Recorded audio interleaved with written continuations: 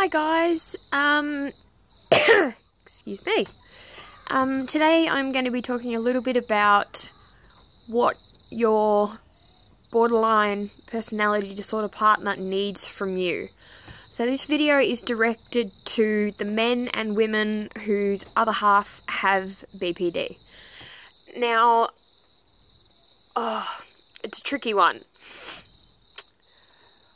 Personally, I find my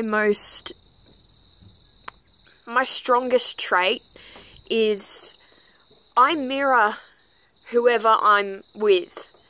And if I've got 10 people around me and I go to one of them and imagine their emotion as a bubble that goes out, when a normal person steps into that bubble, I say normal, they can keep and maintain their own personal emotion. With me, whatever is in their bubble, if it's happy, sad, whatever it is, as soon as I step into it, I take on that trait. If they're happy and cheerful, I do the same thing. That might be the same with a few of you. I found yesterday doing the shopping, as we're going through the checkout, the guy that was there, was just automatically cheerful. So as he was putting things through, I'm just chatting away with him. Oh, it was great. We talked like old friends. And then when I moved across to the side to pack up all of the shopping and I was standing there with my husband, he was just sort of very neutral. So I automatically lost the emotion I had with the man at the checkout, the happy, cheerful, fun me,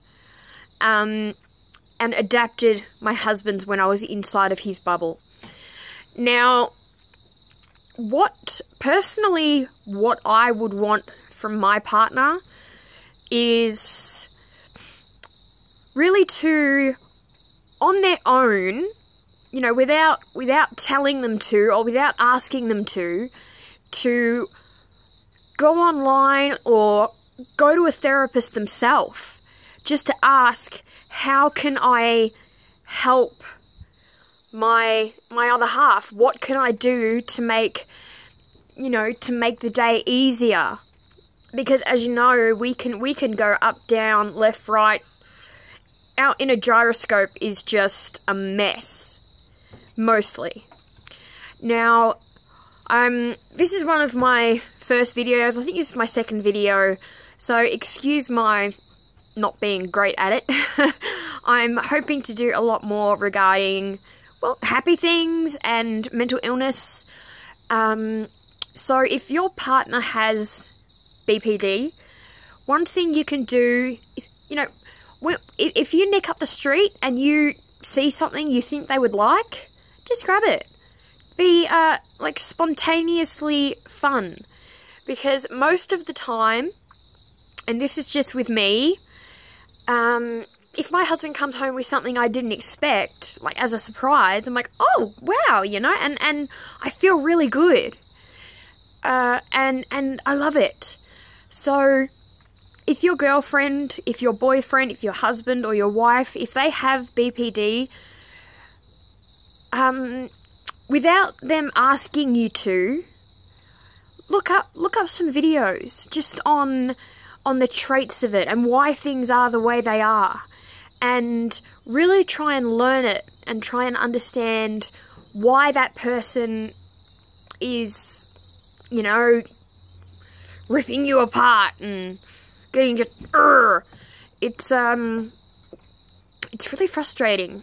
It's frustrating for both of you, because you don't understand why she's so angry, and she doesn't either. There have been times when I've rang up my therapist. I'm like, oh, I'm feeling really down, and he goes, okay, why? And I was like, I have no idea.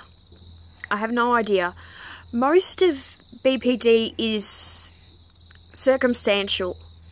If you're in a happy area, you will mirror it without even knowing. If you're in a sad area, you're going to feel it without even knowing. And sometimes it could be the worst day. Something terrible might have just happened, but you're feeling good. It's a very complicated condition, and I'm very open to criticism when it comes to this video, but be careful with your words too with your partner, because one word in a perfectly innocent sentence, if it's not worded right, you can crush them with that one sentence, and their self-esteem just completely disappears. It just goes. It's gone.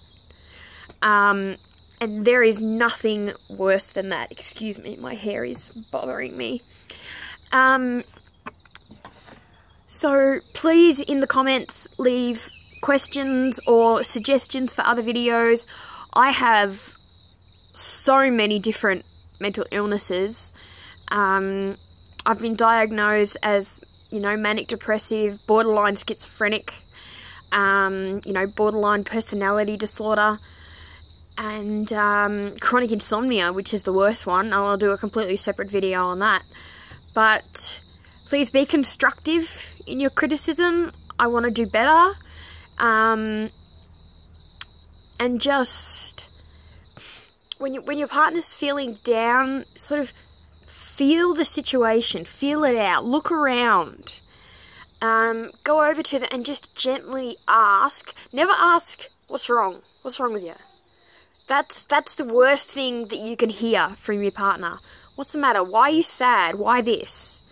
Instead of doing that, go sit close, get up close, and just ask, what can I do to make you feel better right now, sweetheart? Never ask, what's wrong? Because most of the time, we have no idea. So it is better to just ask, what can I do? Is there something I can do right now?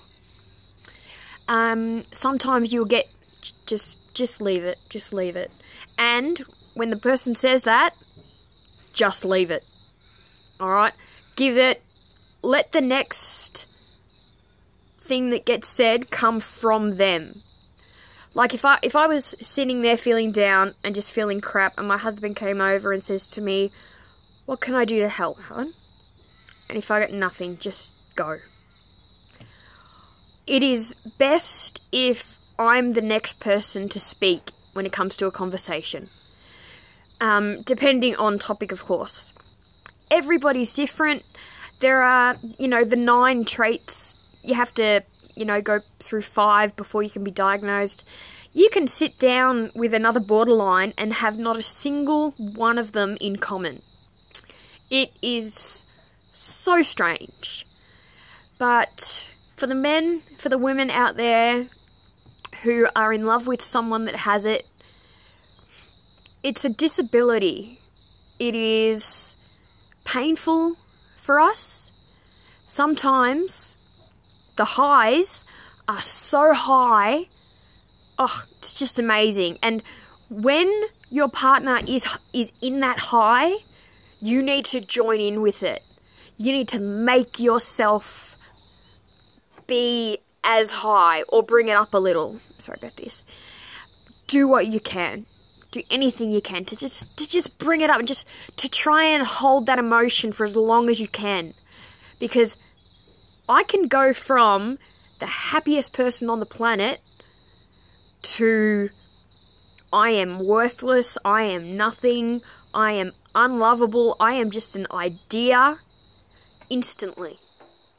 Instantly. And I hate having this condition. I hate it. I absolutely hate it. I have lost people because of it.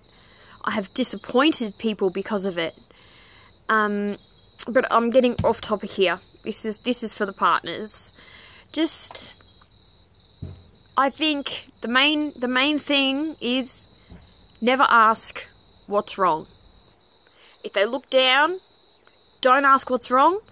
Just go over, how can I help you, sweetie? Alright, so please go in the comments, tell me what you'd like to hear about, if anything else. I've got a lot to talk about. I've got happy things too. I'll be doing some vlogging and that sort of stuff. But if there's anything in particular you would like to hear about or know about me personally, that's not a problem at all. So I will see you guys next time. Be constructive in the comments, and I will talk to you later. Bye!